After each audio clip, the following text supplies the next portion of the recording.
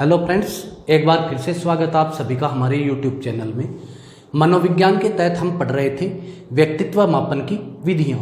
व्यक्तित्व मापन की विधियों में मैंने आपको बताया कि ये विधियाँ दो प्रकार की होती हैं, प्रक्षेपी विधियाँ और अप्रक्षेपी विधियाँ। प्रक्षेपी विधियाँ हम पढ़ चुके हैं। अप्रक्षेपी विधियों में पुनः इसके तीन प्रकार हैं, व्यक्तिनिष्ठ या आत्मनिष्ठ विधियाँ जो हम कंप्लीट कर चुके हैं। उसके बाद में दूसरी स्टेप जो है वो आती है वस्तुनिष्ठ या विवरणात्मक विधियाँ, और तीसरी थी मनोविश्लेषणात्मक विधियाँ। तो फर्स्ट प्रकार हम पूरा कर चुके हैं। आज हम पढ़ेंगे व्यक्तित्व मापन की वस्तुनिष्ठ विधियाँ। व्यक्तित्व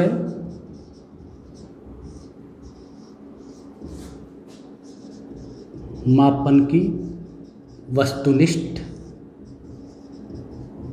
विधियाँ। वस्तुनिष्ठ यानी ऑब्जेक्टिव मेथड।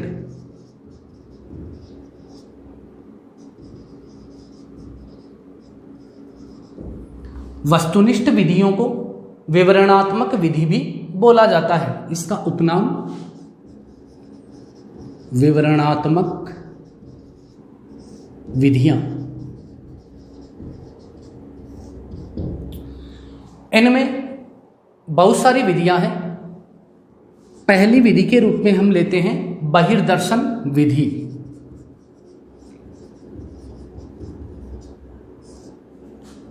बहिर्दर्शन विधि। बहिर्दर्शन विधि व्यक्तित्व मापन की वस्तुनिष्ठ या विवरणात्मक विधियों में शामिल है। काफी इंपॉर्टेंट प्रश्न है। सबसे पहला प्रश्न इसमें यही बन जाता है कि बहिर्दर्शन विधि के प्रतिपादक कौन है। तो इस विधि के प्रतिपादक वाटसन है। व्यवहारवाद के जनक जेबी वाटसन बहिर्दर्शन विधि के प्रतिपादक हैं। बहिर्दर्शन विधि को निरीक्षण विधि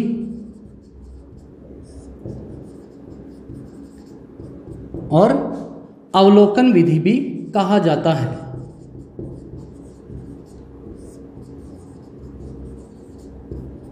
ये इसके उपनाम हैं। बहिर्दर्शन विधि को ही निरीक्षण विधि या अवलोकन विधि कहा जाता है।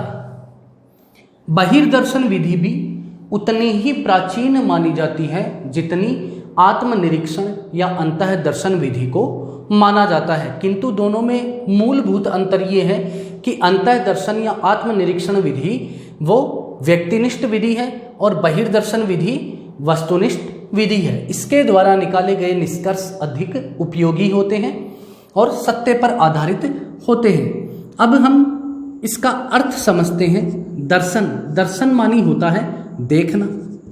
यहाँ पे बहि, बहि का मतलब बाहरी या बाह्य, और दर्शन का मतलब होता है देखना, बाहरी व्यक्ति द्वारा देखना। यानी अंतःदर्शन विधि में तो व्यक्ति खुद अपने अंदर झांक कर देखता है, जबकि इस विधि में कोई बाहर का व्यक्ति यानी मनोवैज्ञानिक या निरीक्षणकर्ता दूसरे व्यक्ति के व्यवहार का अध्ययन करने के लिए वह देखता है। अंतःदर्शन विधि इंट्रोस्पेक्शन से बना है और बहिर्दर्शन विधि को एक्सट्रोस्पेक्शन कहा जाता है। एक्सट्रोस्पेक्शन यानी बाहरी व्यक्ति द्वारा व्यवहार या आचरण को देखना। इसके अतिरिक्त निरीक्षण या अवलोकन, तो निरीक्षण या अवलोकन का अर्थ क्या होता है? इसका अर्थ होता है ध्यानपूर्वक देखना।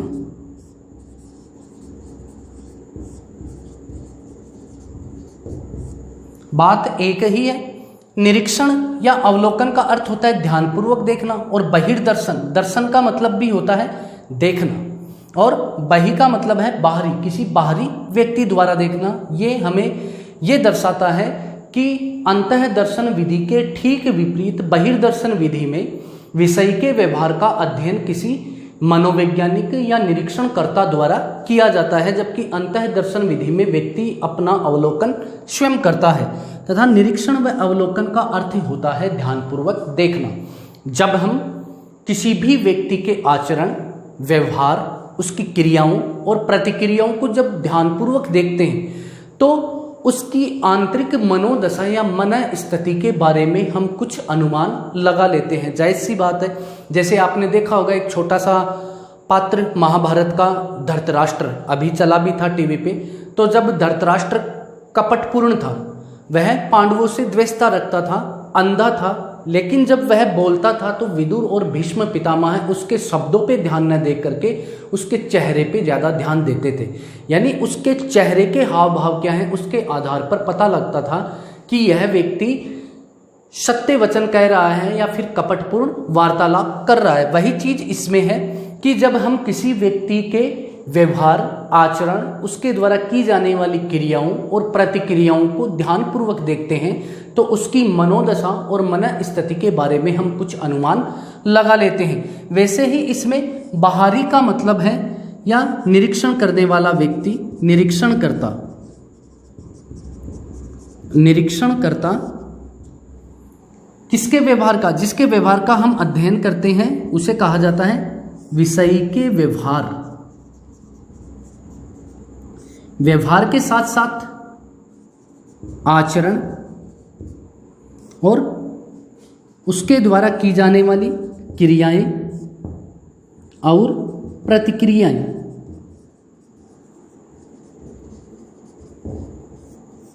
इन चीज़ों को यानी उसकी भाव भंगिमा, उसके चेहरे के भाव, जैसे हम आसानी से पता लगा सकते हैं यदि कोई व्यक्ति सख्त चेहरा लिए हुए, आंखें फैलाए हुए सामने आता है तो हम देखते हैं कि इस समय ये क्रोध की स्थिति में, जबकि बाहर से कोई व्यक्ति इस तरीके से हमारे सामने आता है, हमारा मित्र जो मुस्कुराते हुए आता है, उसके ललाट पे लालिमा होती है तो हम ये देखते हैं कि ये बड़ा खुश मिजाज है। तो वही इसमें है, बहिर्दर्शन विधि में निरीक्षणकर्ता विषय के व्यवहार, आचरण, उसकी क्रियाओं एवं प्रतिक्रियाओं का बारीकी से या सूक्ष्मता से अवलोकन करता है। सूक्ष्मता से अवलोकन करता है। इस अवलोकन के द्वारा वह उस विषय के व्यवहार संबंधी या व्यक्तित्व संबंधी शील गुणों का पता लगाता है। पता लगाता है कहने का मतलब यह है कि व्यक्ति की भाव भंगिमाएं, उसके चेहरे का आकार, प्रकार, बोलने का ढंग, उसके हाथों की स्टाइल, इन सब से हम उसकी मन स्थिति का पता लगा सकते हैं। तो इसमें उसके व्यवहार और क्रियाओं का ध्यानपूर्वक अवलोकन करने के बाद निरीक्षणकर्ता या मनोवैज्ञानिक उसके शील गुणों का पता लगाता है। यहाँ पे इम्पोर्टेंट चीज ये है कि किस विधि को व्यवहारवादियों ने विशेष महत्व प्रदान किया। तो व्यवहारवादियों ने इस विधि का विशेष समर्थन किया है। कौन सी विधि का? बहिर्दर्शन विधि का। यहाँ पर भी बिहेवियरिज्म यानी व्यवहारवाद का जनक कौन था? J B Watson. इनकी पुस्तक भी क्या थी? बिहेवियरिज्म। यही इसके प्रतिपादक हैं बहिर्दर्शन विधि के। तो बहिर्दर्शन विधि को व्यवहारवादियों ने विशेष समर्थन प्रदान किया है या विशेष महत्व प्रदान किया है। बहिर्दर्शन विधि में मुख्य रूप से निरीक्षण किया जाता है या अवलोकन किया जाता है। उस निरीक्षण को काल्सनिक महोदय ने दो भागों में बांटा है। काल्सनिक के अनुसार निरीक्षण दो प्रकार का होता है। निरीक्षण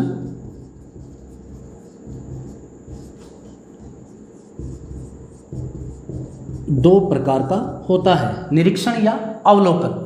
ये दो प्रकार कौन कौन से हैं? तो पहला है औपचारिक निरीक्षण और दूसरा है अनौपचारिक निरीक्षण। निरीक्षण या अवलोकन एक ही बात है, बहिर्दर्शन विधि में निरीक्षणकर्ता मुख्यतः विषय के व्यवहार का निरीक्षण करता है। व्यवहारवादी विचारक कॉल्सनिक ने कहा है कि निरीक्षण दो प्रकार का होता है। बहिर्दर्शन विधि के द्वारा किया जाने वाला निरीक्षण दो प्रकार का होता है, फॉर्मल और इनफॉर्मल, यानी औपचारिक व अनौपचारिक। औपचारिक निरीक्षण को नियंत्रित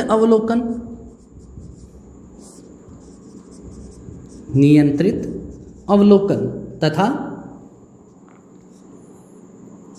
प्रयोगात्मक अवलोकन भी कहते हैं।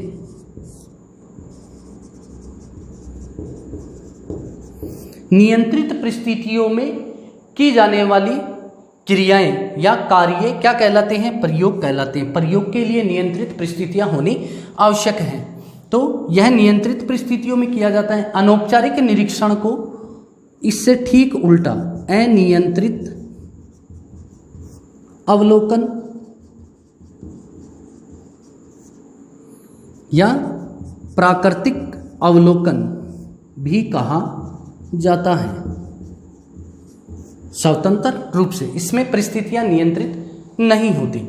तो दो प्रकार का निरीक्षण होता है, फॉर्मल ऑब्जर्वेशन और इनफॉर्मल ऑब्जर्वेशन, यानी औपचारिक निरीक्षण और अनौपचारिक निरीक्षण।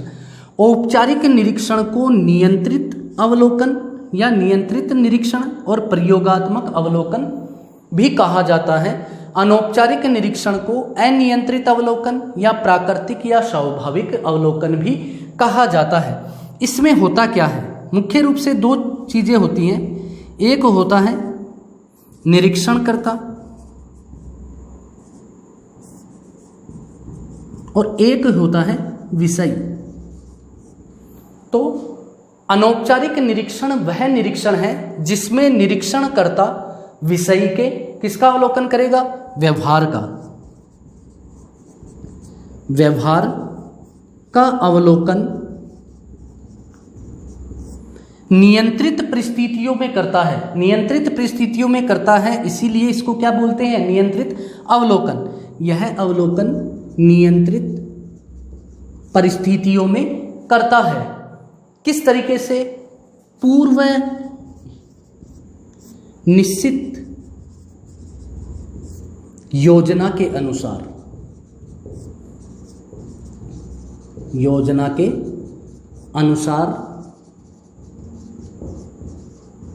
अवलोकन करता है। इसलिए नियंत्रित परिस्थितियां होने के कारण इसे प्रयोगात्मक अवलोकन भी कहते हैं। एकदम सिंपल बात है। अनौपचारिक निरीक्षण वह निरीक्षण है जिसमें निरीक्षणकर्ता विषय के व्यवहार का अवलोकन नियंत्रित परिस्थितियों में करता है। किस तरीके से? पूर्व निश्चित योजना के अनुसार करता है। इसलिए इसे प्रयोगात्मक अवलोकन या नियंत्रित अवलोकन कहते हैं। नियंत्रित परिस्थितियां और पूर्व निश्चित योजना होने के कारण इसमें एक समस्या उत्पन्न होती है। क्या? विषय को यह ज्ञात हो जाता है या ज्ञात होता है कि उसके व्यवहार का अवलोकन किया जा रहा है। परिणाम स्वरूप इसमें क्या आ जाएगा? कृत्रिमता आ जाएगी, बनावटीपन आ जाएगा। विषय के व्यवहार में बनावटीपन या कृत्रिमता आ जाएगी। इसलिए नियंत्रित परिस्थितियों में या औपचारिक निरीक्षण द्वारा निकाले गए निष्कर्ष इतने सटीक नहीं होते या सत्य पर आधारित नहीं होते, क्योंकि इसमें विषय को पता चल जाता है। मनुष्य एक चिंतनशील प्राणी है, मननशील प्राणी है। जो ही उसके सामने नियंत्रित परिस्थितियां बनाई जाती है, कुछ सेकंड्स के बाद ही उसे इस चीज़ का एहसास हो जाता है कि मेरे साथ मेरे व्यवहार का अवलोकन किया जा रहा है या मुझसे कुछ विशेष चीज़ें पूछे जा रही हैं। जैसे हम देख सकते हैं, कोई शादी विवाह के लिए जब सगाई विवाह के लिए जाते हैं, चाहे लड़का ड्रिंकिंग कर रहा होता है, लेकिन उसे पता होता है कि आज वधू पक्ष वाले आने वाले हैं, तो उसके लिए वो परिस्थितियां नियंत्रित हो गई कि कोई न कोई दूसरा व्यक्ति आने वाला। और जब वो उससे पूछते हैं कि क्या आप मादक पदार्थों का सेवन करते हैं, तो वो बिल्कुल उस चीज़ को नकार देता है। बनावटीपन आ जाता है उसके व्यवहार में। वह उसको मना कर देता है। लेकिन अनियंत्रित परिस्थितियां जब होती हैं, व्यक्ति को पता ही नहीं होता कि कोई आपको देख रहा है, आपके व्यवहार का अवलोकन कर रहा है, तो उसमें कोई बनावटीपन नहीं आता। यानी इसके ठीक उल्टा हो जाएगा।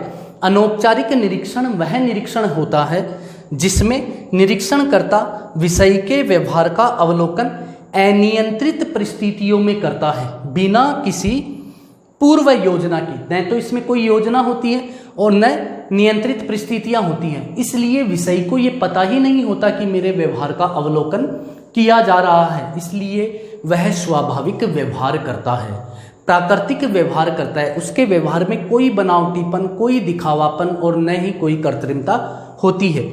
इसलिए अनौपचारिक निरीक्षण द्वारा निकाले गए निष्कर्ष अधिक सत्य होते हैं, सटीक होते हैं। एक शिक्षक के लिए, यहाँ पे ये इंपॉर्टेंट चीज है, शिक्षक के लिए अनौपचारिक निरीक्षण अधिक उपयोगी होता है।